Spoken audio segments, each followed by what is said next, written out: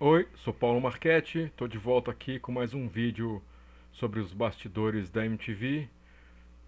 Prometi que para mim, que esse seria o último vídeo sobre a MTV.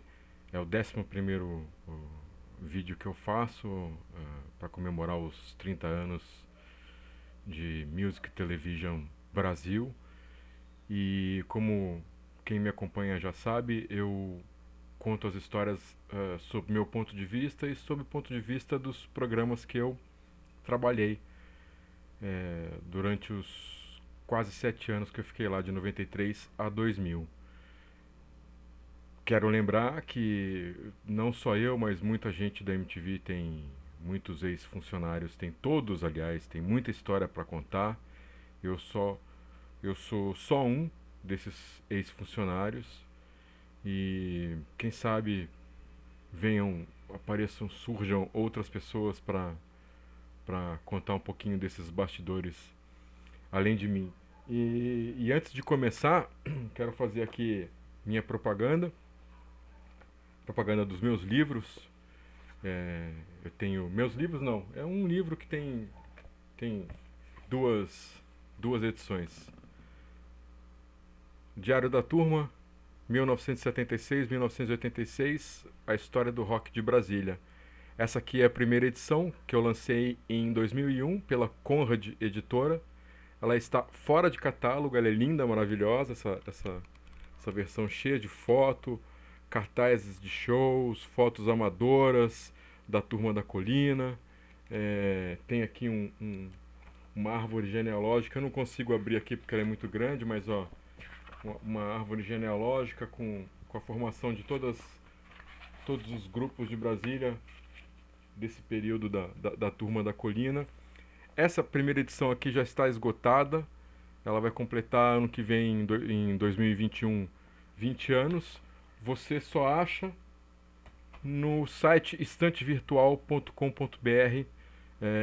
Dando sorte, você consegue achar exemplares dessa primeira edição. Essa aqui é a segunda edição que eu lancei em 2014, finalzinho de 2013, início de 2014.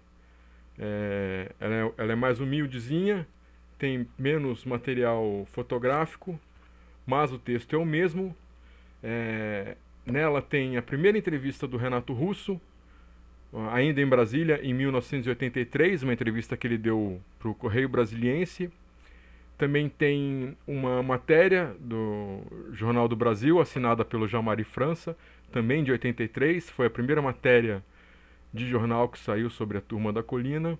E esses livros eles têm a participação de todo mundo que fez parte da Turma da Colina, de todos os grupos, Legião, Paralamas, Plebe, Capital, tá todo mundo aqui, todos os integrantes. Tem o Ebert, tem o Dado, Bonfá, Dinho, Fê, Flávio, Felipe Seabra, André, Miller, tem o Gucci, tem mais um monte de gente da turma. São 60 pessoas que eu fui atrás e fiz. Esse livro aqui, ele tem poucas cópias, mas existe. Os links para comprá-lo estão na descrição embaixo no vídeo. Ele é distribuído pela Trattori. Tem no site das Americanas, tem no site da Submarino. Para quem mora fora do Brasil e quiser comprá-lo, também tem a sambastore.com. Os links estão aí embaixo. E aproveitem, porque acho que só faltam das 1.500, dos 1.500 exemplares que fizeram dessa segunda edição, só restam 150 mais ou menos. E fora isso, quero lembrar a todos que eu tenho um blog que chama 7 Doses de Cachaça, um blog que eu tenho desde 2007, portanto há 13 anos, tem lá quase 500 textos, tem matérias transcritas, tem textos autorais, é um blog de cultura pop com matérias, por exemplo, tem lá, eu postei sobre a data de lançamento do Secos e Molhados, do primeiro disco do Secos e Molhados, está lá. O lançamento dos discos do Mutantes nos anos 60, tá lá. Eu vou nos acervos digitais de jornais e revistas, fora o acervo que eu tenho em casa, eu transcrevo, ponho tudo lá no Sete Doses, tem coisas dos anos 80, Cazuza, Legião Urbana, Renato Russo, tem anos 70, anos 60, dá uma fuçada lá, tem muito texto de música, cultura pop, comportamento e outros assuntos. E eu tô planejando aqui, tô anotando uns temas e vou transpor, terminando essa série de vídeos da MTV, eu vou transpor algumas coisas que eu escrevi no Sete Doses pra cá, pro YouTube, pros vídeos que eu vou continuar gravando aqui no meu canal no YouTube. Era um canal, a princípio, profissional, que eu deixei alguns repertórios, porque eu trabalho em audiovisual. Continuo até hoje dirigindo, fazendo roteiro, criando programas. E tem esse meu canal, ele tem um pouco de tudo que eu fiz o que eu pude colher, né? Porque nem sempre a gente faz um trabalho e consegue uma cópia nem nada, essas coisas. Então, mas tem muita coisa por onde eu passei. É, então vale a pena também dar uma olhada. Tem um trecho do último show do Ramones, aqui em São Paulo, em 96, que eu consegui. Eu desci na fitoteca. é, no dia seguinte que o jornalismo foi no Olímpia pegar esse trecho, porque o jornalismo tinha. O que acontecia? Eles iam entrevistar os artistas que estavam fazendo show, seja artistas nacionais ou internacionais, e depois eles voltavam para o local do show é, e, e pegavam uma imagem assim mais de frente para poder ilustrar a matéria do, do grupo ou do artista solo tocando. Pegava ali uns 10, 15 minutos de apresentação para poder ilustrar a matéria. E quem conhece Ramones, aqui ó, inclusive, sabe que 10, 15 minutos do Ramones significam, sei lá, 8 discos. Então tem trecho desse último show do Ramones no Olímpia, tem o Skank Nando Reis, um projeto que eu fiz pra VH1, que foi bem bacana, bem gostoso de trabalhar. Programas da TV Cultura, próprio Na Chapa que eu falei aqui, tem trechos do Na Chapa e outros programas que eu fiz aí, por aí, nessas décadas de profissional. E como eu tinha falado no vídeo anterior, eu vou falar nesse vídeo aqui sobre o começo do fim da MTV, porque eu não estava lá no fim, mas eu estava no começo do fim. E já que é para falar de coisa ruim, eu também quero acrescentei aqui nesse tema também o lado ruim que tinha, porque não eram só flores a MTV, tinha o seu lado ruim que exatamente como que eu coincidiu desse lado ruim se tornar maior lá dentro com esse começo do fim. E antes de falar disso, lembrei que o Hércules me perguntou sobre a negociação entre Viacom e Abril, sobre a gestão da marca da MTV aqui no Brasil. Confesso que eu não sei, eu ficava distante disso na MTV, eu só queria trabalhar, queria criar, queria roteirizar e dirigir os meus programas. Eu nunca dei bola muito para essa parte administrativa, a parte comercial, a parte de publicidade, até mesmo a relação entre MTV e gravadora. Nada disso me interessava. Eu queria era só trabalhar, então eu, eu era muito distante dessas coisas. O que eu posso dizer foi o que eu até falei já no vídeo passado. Existia um acordo, Abril trouxe a marca, assinou um contrato com a Viacom, trouxe a marca para o Brasil e até 98, se eu não me engano, a MTV nunca, ou até mais, acho que até 2000, a MTV nunca deu lucro, nunca, não chegava no final do ano, não tinha lucro. Então o que acontecia é que a Abril e talvez a Viacom tinham que botar uma grana para cobrir o vermelho que ficava. E chegou uma hora que a Viacom falou, não, chega de cobrir esse vermelho, agora quero o lucro, quero ver isso aí dar certo comercialmente, financeiramente. Então teve uma mudança, se eu não me engano, essa mudança aconteceu em 98, pelo menos era o que eu sentia lá dentro. E então foi isso. Aí chegou uma hora que a Abril ficou sem grana, a Viacom não queria também pagar 100%. Sempre teve essas negociações, sempre teve essas conversas entre Grupo Abril e Viacom. Eu lembro, já estava fora da MTV, mas eu lembro também do Zico em uma das passagens dele por lá, no comecinho dos anos 2000, dele marcar uma coletiva e falar que a MTV não ia passar mais clipe. Isso foi uma briga, entre aspas, briga, entre a MTV e gravadoras, porque quem pagava os direitos autorais dos clipes que eram transmitidos ficava a responsabilidade das gravadoras. Mas nessa mudança de década, dos anos 90 para os anos 2000, aquela coisa do Napster e da música digital, muitas gravadoras começaram não digo a quebrar, mas tiveram que conter gastos e diminuir pessoal, diminuir os departamentos, foram ficando pequenininhas as gravadoras e sem grana. Então elas viraram e falaram assim, a gente não paga mais direito autoral. E a MTV também, a gente tão pouco vai pagar esses direitos autorais também. Então teve um período que o clipe foi abolido mesmo da programação e o que ficou sendo transmitido pela MTV era acústicos, shows ao vivo e programas de comédia. E então sempre teve um atrito aí entre gravadoras, MTV, direitos autorais, vai com Abril, quem vai cobrir o, o rombo, o vermelho que fica no final do ano. Teve, não lembro se foi em 97, teve uma ação em que todos os funcionários, a gente parou de usar copinho plástico para tomar café e água, fizemos um amigo secreto de caneco, só de caneco, todos os departamentos fizeram isso. Todos os andares da MTV. Então substituímos o copinho de plástico por xícara e caneco, todo mundo tinha o seu caneco.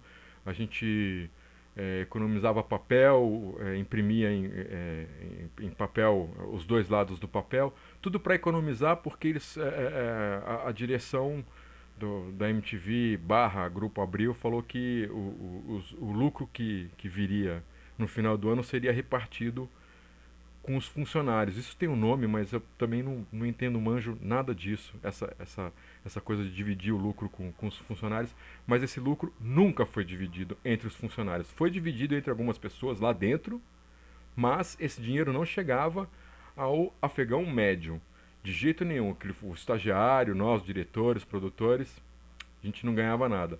Isso foi irritando. Isso já era numa numa gerência nova dentro do departamento musical. Em 98 tudo mudou de novo lá. O Moa, que era o nosso chefe entrou em 95, 94 e ficou até 97, 98. Aí teve uma mudança, entrou outra pessoa para chefiar o departamento musical, entrou outras pessoas para chefiar no departamento de jornalismo e tudo começou a descambar, tudo começou a piorar, tudo começou a ficar esquisito lá dentro. É, e o clima que era gostoso antigamente, aquele clima que, que a gente chegava de ressaca, dormia embaixo da mesa e era uma coisa mais, era quase uma extensão da nossa casa, era um ambiente mais tranquilo, foi ficando ruim, muito por conta de ego, muito por conta de picuinhas. Não era nada do trabalho, o trabalho era gostoso, ir lá gravar o VJ, fazer entrevista, isso aí continuou, editar os programas, os especiais que fazia, as viagens que a gente fazia. Eu não fazia viagem internacional, nunca gostei muito de viajar, então eu me limitava nas viagens pelo Brasil, fazia o suor, fazia especiais que tinham em outras cidades, Curitiba, Rio, BH, em outros lugares. Mas eu não tinha nem passaporte, por exemplo. Às vezes alguém aparecia lá no departamento e falava, quem está com passaporte em dia? Eu falava, graças a Deus eu não, eu não tenho nem passaporte. Então essas viagens estrangeiras que geralmente rolavam, eu não gostava. Eu era assim, Para resumir, tem uma pesquisa, foi feita na Inglaterra, não lembro quando, mas nos anos 2000, que diz que quem vai pro happy hour com o chefe, tem mais chances de se dar bem na empresa, independente de ser competente ou não. Você se torna amigo do chefe, participa ali do happy hour e você automaticamente você vai ganhando espaço na empresa. Isso foi uma pesquisa feita, isso é um fato real. Eu nunca fui de fazer política, eu nunca fui de puxar o saco. Tinha outras pessoas lá dentro da MTV também que não eram de fazer isso. Eu não fazia parte de panelinha nenhuma. Jamais, nunca fiz parte de panelinha nenhuma, nem na escola, nem na Turma da Colina em Brasília, nem aqui com meus amigos em Piracicaba, com ninguém, nada. Nunca fiz parte de panelinha. Quando eu era estudante, eu estudava no fundo, eu era do fundão, eu era representante de sala e me dava bem, inclusive com o CDF, eu me dava bem com todo mundo. Então, eu nunca fiz parte de panelinha nem nada. Eu acreditava que as pessoas na MTV é, poderiam me valorizar só pelo meu trabalho, né? Mas não era isso. Televisão é um ambiente de muito ego. Na verdade, qualquer ambiente profissional é um ambiente de muito ego, seja um escritório de advocacia, seja um hospital, seja um consultório coletivo de odontologia, em qualquer ambiente, seja uma agência de publicidade, qualquer ambiente tem muito ego, tem muita picuinha, e isso atingiu a MTV a partir de 98. É, era mais ou menos assim. Outro exemplo que eu posso dar é assim: estamos falando do Senado, eu sou senador e o novo presidente do Senado não vai com a minha cara. Então fica difícil da coisa andar, de você. Então é isso que aconteceu. Infelizmente foi isso que aconteceu. O profissional que entrou para. Eu não quero dizer nome, por mais que as pessoas saibam, tá? Não tô afim. Mas a coisa mudou, o clima, o ambiente começou a mudar, começou a ficar chato. Pessoas das outras épocas, daquela época que eu entrei, começaram a sair da MTV para fazer outros projetos, outras coisas. O Cazé foi para Globo, outros diretores saíram, outros produtores saíram. Então o ambiente foi mudando. Chegou um ponto que eu às vezes ia almoçar, a gente ia de banda almoçar, chegou um ponto que eu ia almoçar às vezes sozinho, eu ou mais uma pessoa, ou no máximo duas. Então o ambiente foi ficando pesado. Eu peguei, tanto que eu peguei síndrome do pânico. O meu livro é resultado da síndrome do pânico que eu tive, que eu precisava sair um pouco da minha rotina de trabalho e casa, trabalho, casa, faculdade. E aí eu falei, não, eu preciso fazer alguma coisa além do meu trabalho, então eu resolvi fazer o livro porque o ambiente realmente ficou ruim. Eu sei de casos, eu lembro de ler, até hoje vejo comentários de ex-funcionários e via na época do Orkut, por exemplo, de gente que trabalhou lá em 90, em 91, antes mesmo de eu entrar, falando, não gostava daquele mês, fiquei 6 meses lá, muita gente arrogante e tal. É, enfim, cada um teve também a sua história desse lado ruim que a MTV que tinha ali dentro. Como eu disse, eu não fazia parte de panelinha nenhuma. Eu cheguei lá, eu sempre gostei. Quem segue meu trabalho sabe que eu gosto muito do rock brasileiro, que eu sou pesquisador, eu tenho as efemérides do rock brasileiro. Eu, então eu valorizava muito isso. No teleguiado eu botava não só as coisas do rock brasileiro, mas eu tenho uma coisa do meu sangue caipira, que eu sou de Piracicaba, que é a música caipira que eu amo, Tonico Tinoco, Viola, Rolando Boldrin, Almir Sater, Helena Meirelles, putz, tem Alvarenga Ranchinho, e outras coisas como Jackson do Pandeiro, tá? Essas coisas eu usava, por exemplo, de BG no teleguiado, às vezes no Na Chapa, que eram ambientes, que eram programas que me possibilitava levar esses CDs para serem tocados de fundo. E tinha gente que tirava sarro dos grupos de Brasília, tirava sarro dos grupos de São Paulo dos anos 80, que tirava sarro, seja VJ, seja diretor. Então tinha um lado que não era bom, realmente, na MTV. No começo tinha, sim, preconceito com rock brasileiro lá dentro. Não digo de todo mundo, não era 100%, óbvio, tinha gente que gostava de rock brasileiro, tanto VJ quanto outros funcionários, mas tinha muita gente que não gostava de rock brasileiro. Começaram a gostar do rock brasileiro com a geração 90, com o Chico Science, com o Planet Hemp, começaram a se enturmar mais com isso, mas os grupos dos anos 80, por exemplo, não eram bem quistos. Só depois que as pessoas começaram a valorizar, porque se tornaram amigos desses músicos dos anos 90 que gostavam dos artistas dos anos 80. Então, por tabela, começaram a entender melhor o Titãs, a entender melhor a Legião e tal. Mas, pô, eu lembro de VJ tirar sarro de Legião Urbana, por exemplo, sabe? De fazer parodiazinha com música da Legião. Mas eu não quero entrar muito nesse contexto. Mas tinha o seu lado ruim. E eu fui atingido em cheio, o Gastão foi atingido em cheio, porque o presidente do Senado não gostava da gente. Então a gente era meio que. Deixa eles ali, sabe? Deixa, não vamos chamar.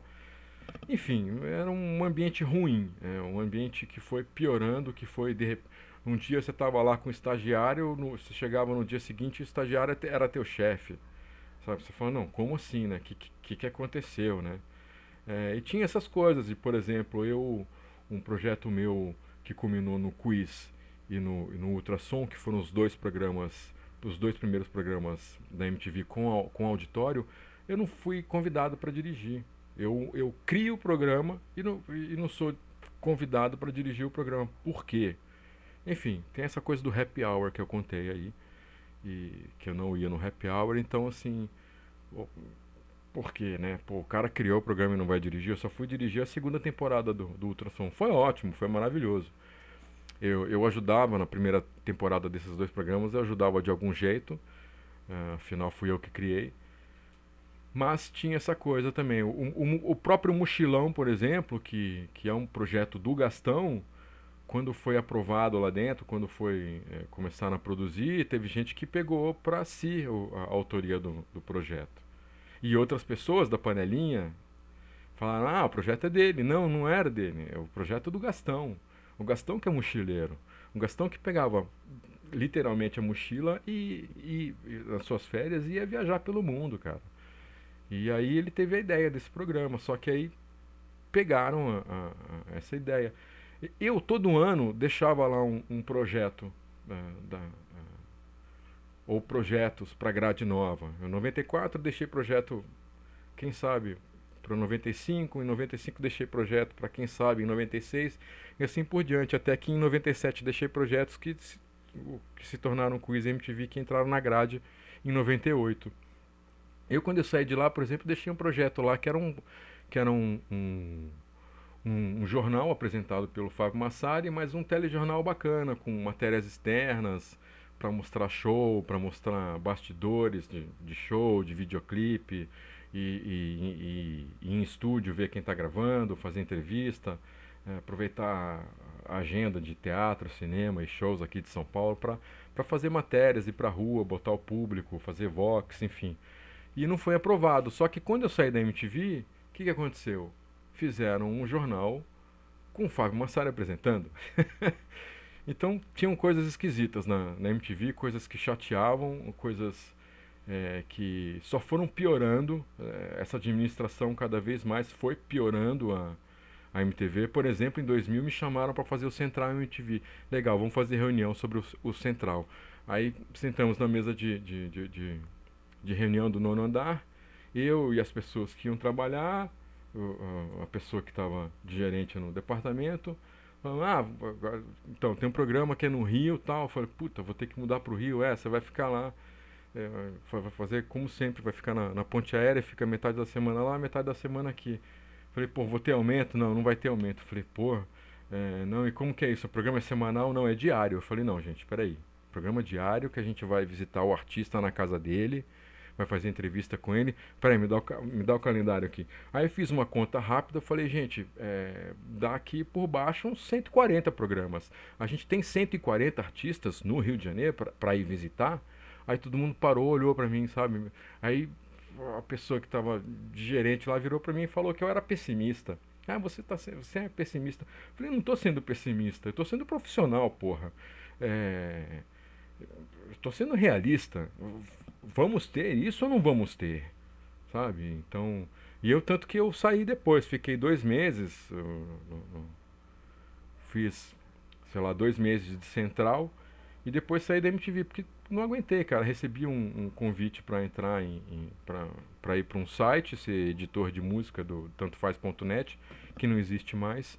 Mas na primeira oportunidade eu falei tchau, porque era cansativo ir pro Rio, ir e voltar, eu trabalhava, eu acordava, sei lá, 6 da manhã e meia-noite eu estava fazendo relatório para mandar a fita para São Paulo, sabe? Então assim, eu dormia pouco, era um show de horror, eu dormia num colchão no chão, porque o apartamento que deram para mim, pro Luciano, o Lu que toca no CPM 22, o guitarrista, o que deram pra gente era um apartamento de um quarto só, sabe? De uma cama de casal. Então, pra não dormir no sofá, puta, tinha que comprar, tive que pedir, pô, sabe, quase 7 anos de MTV, tive que pedir autorização pra comprar um colchão, e o colchão ficava no chão. Cara, um terror, assim, sabe um terror? Quando a pessoa fala assim, vai, sai daqui, some, não queremos você. Foi mais ou menos assim. Então eu peguei e eu fui embora. E a MTV tinha sempre. E a MTV tem uma coisa que eu vou ser bem sincero aqui, que era uma arrogância. Porque somos MTV, porque somos o Grupo Abril, enfim, tinha toda para mim, um bom exemplo disso também já estava fora da MTV foi o MTV Overdrive, que foi a própria, entre aspas, o YouTube da MTV, que era uma porcaria, era pesado, você não conseguia assistir nada, não carregava nada, ainda mais numa época que a internet ainda estava engatinhando aqui, ainda estava. A nossa internet até hoje, 2020, é uma bosta. Imagina então em 2000, 2002, 2003, não lembro de quando é o Overdrive. Mas era difícil, você dava um clique ali para assistir um clipe, para assistir um programa e você não assistia. Meus amigos que continuavam trabalhando na MTV falavam, assiste tal coisa no Overdrive, veja tal coisa no Overdrive. Eu ia, mesmo no meu trabalho, onde a gente tinha uma internet boa, porque eu trabalhava com internet, a gente não conseguia assistir, era uma coisa muito louca. Então, assim, foi descambando, foram esquecendo da música, foram dando mais atenção para essa coisa da comédia. Isso foi descaracterizado. Tudo que foi montado e organizado pela, nos primeiros anos da MTV, principalmente ali de 90 a 95, 96, foi destruído em 2, 3 anos por quem entrou na parada depois. Foi muito triste. É, o ambiente foi mudando. Isso foi ruim. Pra mim, a MTV, se eu não me engano, ela saiu do ar em 2013, em meados de 2013, eu não lembro a data, não tenho a data aqui.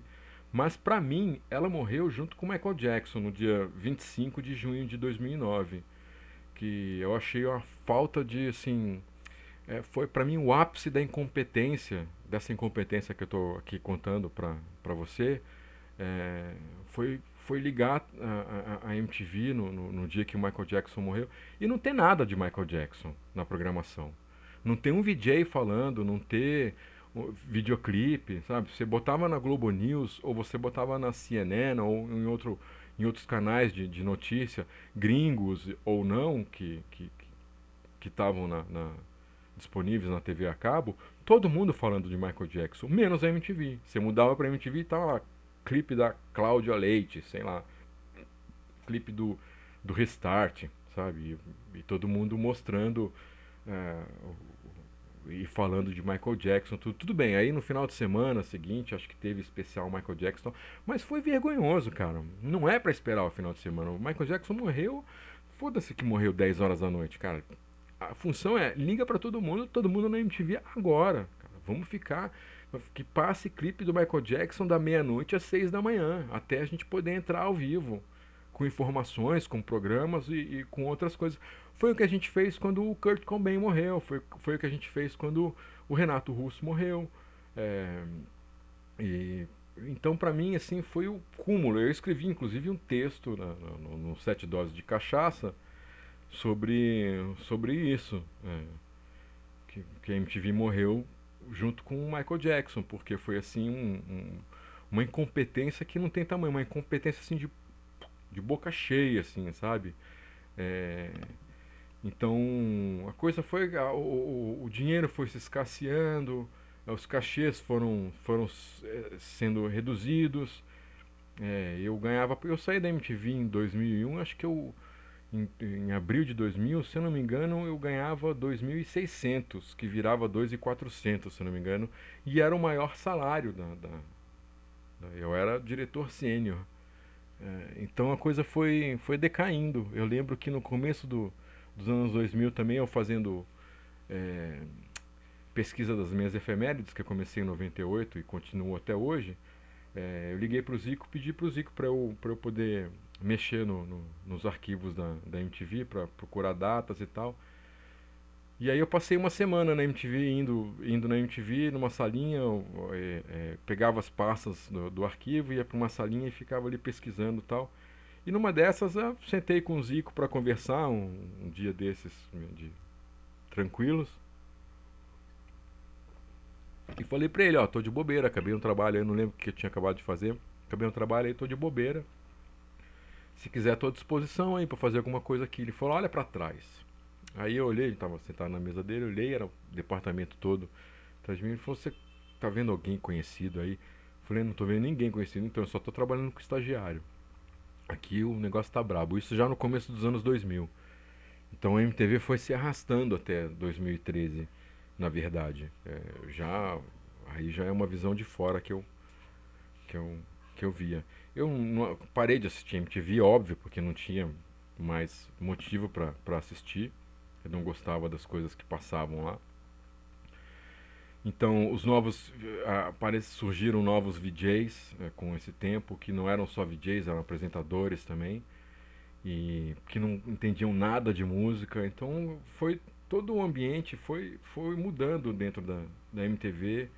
É, Quando eu fui embora de lá, tinha no departamento de jornalismo e no departamento de produção musical, tinha uma ou outra pessoa só que ainda estava lá da época que eu entrei. Então então assim, essa incompetência começou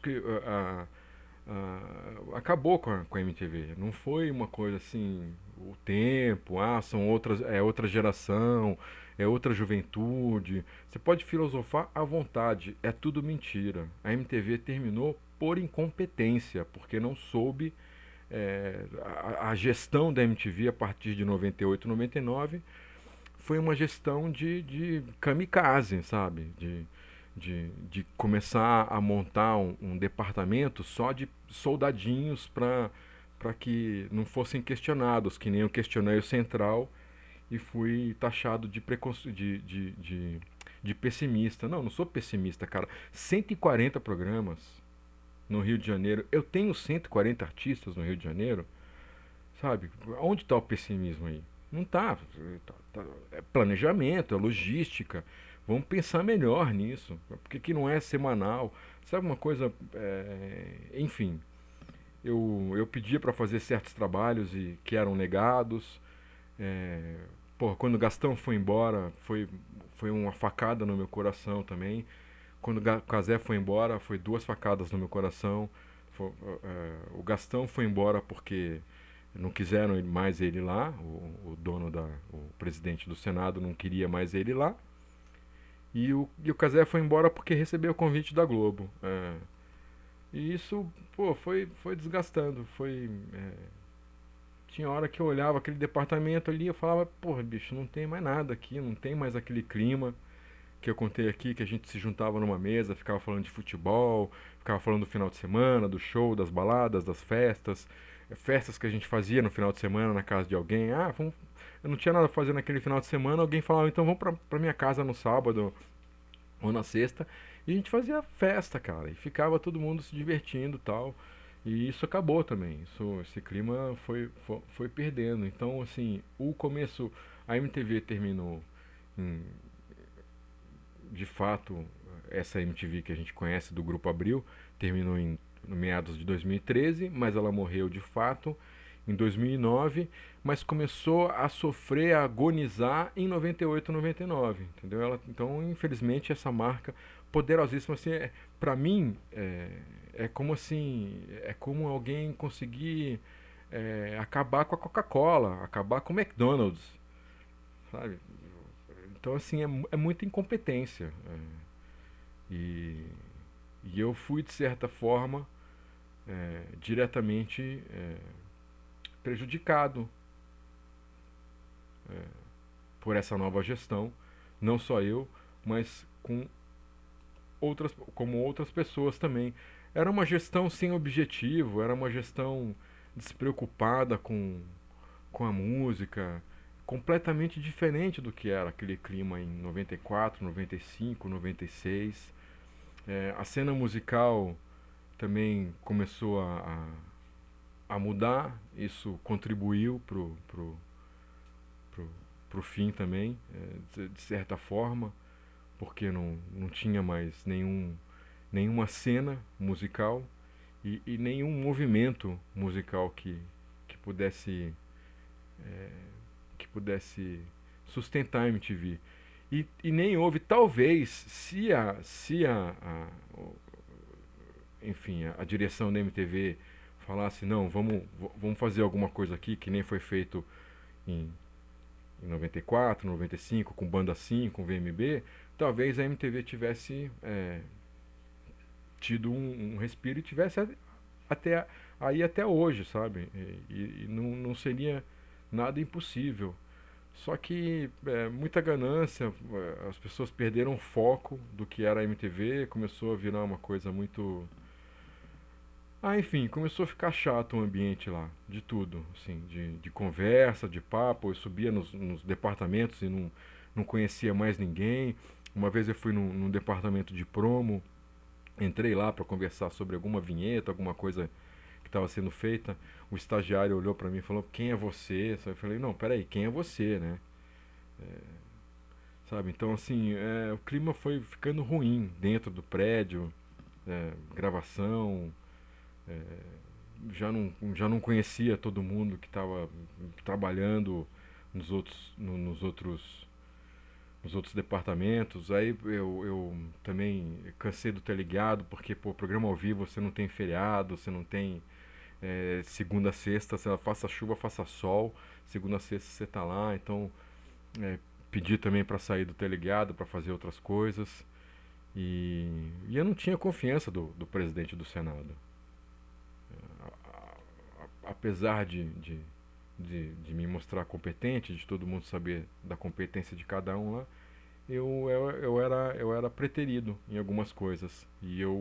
Em algumas coisas eu falava, bicho, eu quero fazer isso. Não precisa, não sei o que. Eu falei, olha, vocês vão precisar da minha ajuda aí. Não vão precisar, não sei o que. Aí passava uma semana, pô, será que você pode me ajudar ali e tal, na transmissão, não sei o que. Falei, claro, já me pus à disposição. Vocês falaram que não precisava, né, porque tava tudo certo.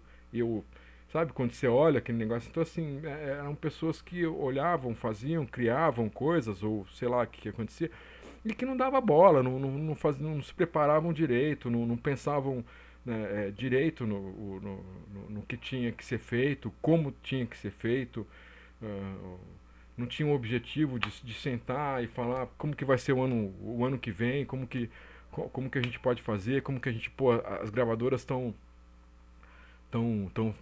ficando menores, os artistas estão não sei o que, então o que a gente pode fazer para mudar esse cenário, sabe? Pô, é uma marca super importante, cara, sabe?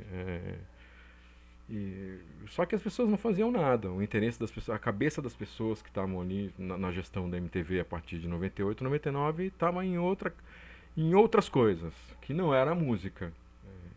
Tanto que o M do MTV caiu. O Paulo Miklos, se eu não me engano, em algum momento também falou que não tinha o MTV, não tinha mais M.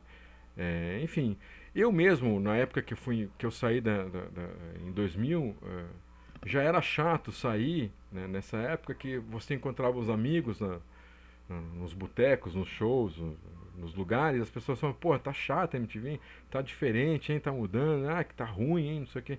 Então, pô, você que tá ali dentro, ficar escutando isso e não poder mudar nada, e não ter voz para mudar, e não ter força para mudar, isso é muito chato, cara. Assim como foi chato ver um projeto meu no ar depois que eu saí da MTV, sabe? Então, assim, esse clima ruim durou muito, é, e foi o que acabou com, com a MTV. E tem gente lá, por exemplo, que não tem nada no currículo. Começou na MTV como estagiário e quando a MTV acabou, fechou as portas, a pessoa só foi embora quando a MTV, sabe? Então assim, você pega o currículo da pessoa, a pessoa só a MTV. Porque era cômodo ficar lá, porque tinha carteira assinada, tinha as férias, aí podia ir pro festival tal, lá fora, fazia as entrevistas, não sei o que e tal. Tinha muita gente que se acomodou completamente, se acomodou completamente. Eu não estou falando mentira, eu estou falando sério. Tem gente que não tem nada, o currículo é uma linha, MTV. Tudo bem, a pessoa passou por vários departamentos lá, fez várias coisas, coisinhas dentro da MTV, mas era limitado. Mesmo assim, fui isso, fiz aquilo, criei isso, aquilo, né? Mas era tudo MTV, sabe? Então, assim, você tinha que lidar com isso também. Então, chegou uma hora que eu pedi para sair. Fizeram tudo para eu pedir para sair, eu pedi para sair. Quando eu lancei o meu livro, o Diário da Turma, essa primeira edição aqui, eu fiz um lançamento em Brasília e fiz um lançamento em São Paulo. O lançamento em São Paulo foi na antiga FENAC. A Conrad me contratou uma assessoria de imprensa, então, pô, eu falei até com TV na Alemanha, com TV no Japão, falei com um jornal de todos os estados, da Bahia, do Recife, Rio Grande do Norte, Rio Grande do Sul, Brasília, Minas. Falei com todo mundo, dei entrevista para todo mundo. Fui em vários programas de rádio, fui em vários programas de televisão, participei do programa do Gordo, quando ele fazia o talk show dele, eu já estava fora da MTV. E, e só participei desse programa porque uma amiga minha era diretora do programa e eu tinha acabado de lançar livro e para assessoria de imprensa eu falei, pode deixar que da MTV eu entro em contato com o pessoal lá. Fui no departamento de jornalismo, fechei com o departamento de jornalismo de uma equipe na FENAC para fazer o lançamento do livro lá. E, pô, no lançamento tinha o pessoal do Rumbora, do Capital Inicial, do Paralamas, tinha Raimundos, tinha. Putz, tinha tanta gente lá, tinha outros grupos aqui de São Paulo, outras celebridades que não eram da música, mas tinha muita gente lá. A MTV não foi. Não foram. Não foram. Por que que não foram? Preciso dizer porque não foi. Depois de tudo que agora, desses quase 45 minutos que eu falei, preciso dizer por que que não foi nenhuma equipe lá cobrir. Pô, sabe? É pra chatear, né? Assim, então, assim, foi uma coisa muito triste. Não só pra mim, mas pra muita gente que passou por lá, que saiu de lá chateado. Eu não fui o único que tive síndrome do pânico lá dentro da MTV. Eu sei de pelo menos, fora eu, mais 2 casos, no mínimo. Eu sei que tem mais, mas eu sei de 2 casos no mínimo. É, então é isso. A coisa foi deprimente mesmo. O clima foi ficando pesado lá dentro. Os interesses foram mudando, enfim, não quero. Acho que já falei. Acho que já deu para entender bem como que aconteceu esse fim. Que não foi repentino, não foi nada. E friso mais uma vez. Foi pura incompetência de quem estava lá na gestão da MTV. Porque senão a MTV, como a gente conheceu, a MTV que a gente gosta, que a gente ama, estaria aí até hoje. Mas, infelizmente, aconteceu tudo isso. Já deu 45 minutos, foi 15 minutos além do que eu imaginava. Eu, como disse, vou continuar aqui gravando alguns vídeos para o meu canal, falando sempre de cultura pop, de um outro jeito, de um jeito diferente, diferente do que os outros fazem. Não vou ficar aqui falando biografia de bandas, nada disso, porque isso é muito chato. Mas eu vou falar de temas variados aí da cultura pop, baseado no meu site, no meu blog, 7 Doses de Cachaça. Quem quiser ir lá é 7doses.blogspot.com. É só botar no Google 7 Doses de Cachaça, você acha. Aqui no YouTube eu também tenho um outro programa que eu fiz, durou pouco, eu e o Chuck, ex-VJ da MTV, ex-diretor da MTV. Um projeto que a gente fez, infelizmente durou acho que só 6 ou 7 episódios, que chama Lanche Sonoro. Um projetinho que eu desenhei com ele, que a gente tocava na casa dele, chamava um convidado, de preferência um convidado que não era da música. A gente fazia um café da manhã e depois a pessoa fazia um som. Tem o Lucas Silveira do Fresno, tem a Amanda que era do Pânico, tem eu, o programa piloto foi comigo e a gente acabou botando no ar. Que mais que tem? Enfim, tem uns 6 episódios. Tem o André, que era baterista do Vespas Mandarinas. Dá uma olhada, programinha de 10, 15 minutos. Tá no canal do Chuck, chama Lanche Sonoro. Fora isso, continuarei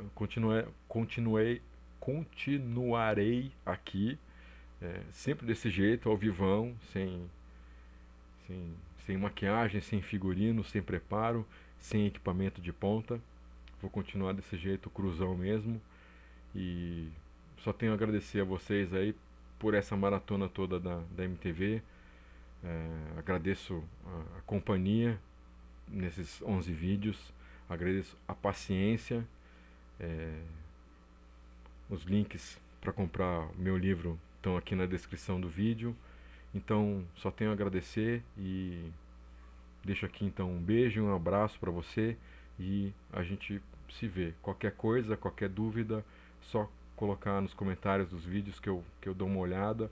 Se eu conseguir juntar mais algumas historinhas, mais pra frente eu faço mais algum vídeo sobre a MTV, tá bom? Então, um beijo, um abraço, obrigado a você e a todo mundo aí que está assistindo. Valeu!